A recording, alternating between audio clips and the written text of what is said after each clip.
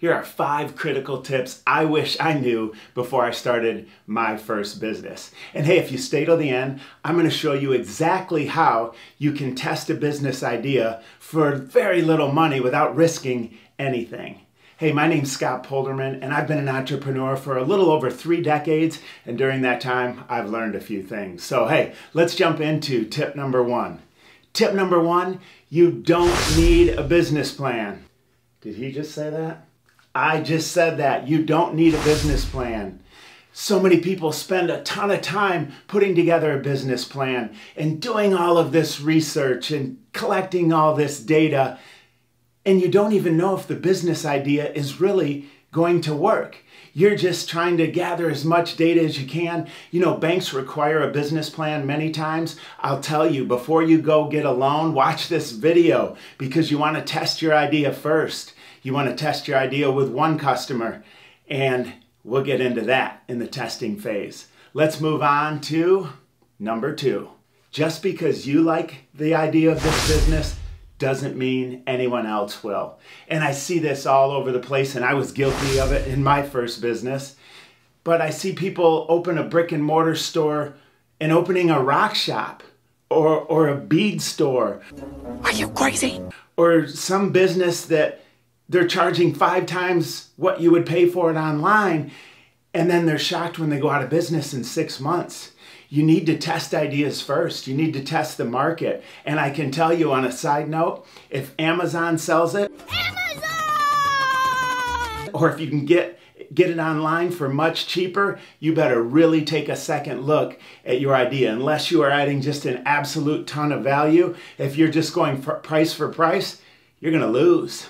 Number 3, and this is sad, but you see it all the time. Don't risk your savings and retirement on a business idea that you think is great. Find customers first, right? And there's easy ways to do that, but don't risk everything. Test, test, test, and start small. So many people say, you know what? I want to sell to millions of people. Great, I think that's a great idea. However, guess what you have to do first? You have to sell to just one person.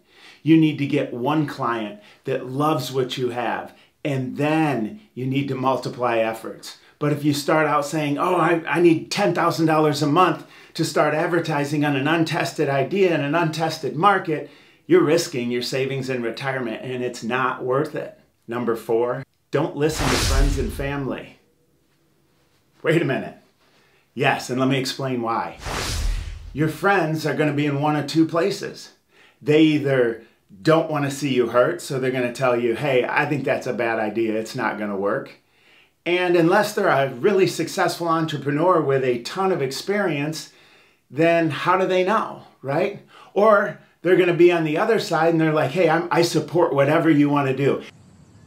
You're the best. Hey, I think that's a great idea. Friends and family both. They're going to be in one of those 2 boats. But remember, what's going to make you successful is not their opinion. It's people who become customers. And you know how they vote? They vote with a credit card. They give you their money. And those are the people that you need to listen to. Those are the people that are the most important when it comes to starting a business. So don't listen to friends and family. You might be thinking, wow, these tips, they're crazy. Why would you go against all this normal business advice?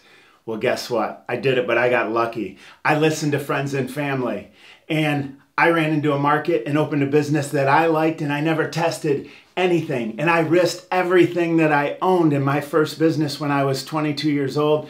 I went into a town I'd never even been to and opened a martial arts school. And I got a loan for $10,000, and I spent a little over $8,000 opening up. And my rent was $1,100 a month. Had I not signed up students in the first 2 months, my business would have lasted 3 months. But I was fortunate. I got a little bit lucky, but then I also worked from morning till night, 12 hours a day, passing out flyers. Back in those days, there wasn't the internet to test. This was 1994. So I've made all these mistakes. But let's move into number 5, and this one is really important. I wish I knew how to test an idea. It wasn't as easy back then as it is today. Today, you can literally test an idea, and we're going to jump in exactly how to do that. all you need to do is simply run a Facebook ad. And what you're going to do is you're going to target the demographic that you want to sell to. And if it's a brick and mortar business, you're going to have a certain geography, probably within 5 to 10 miles.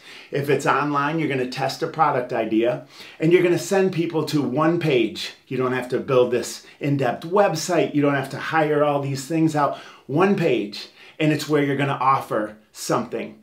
And in that say, hey, I'm about to launch XYZ. If you're interested and would like to purchase it at a 50% discount, enter your email and I'll let you know when it's ready. That's a 50% discount. If people are interested in what you have, that is something that would move them to want to purchase. Good chance they'll put in their email. If you do this and nobody shows any interest, nobody clicks on it, you better rethink your idea first. Or it could be your image, your headline, it could be the text in your sales message.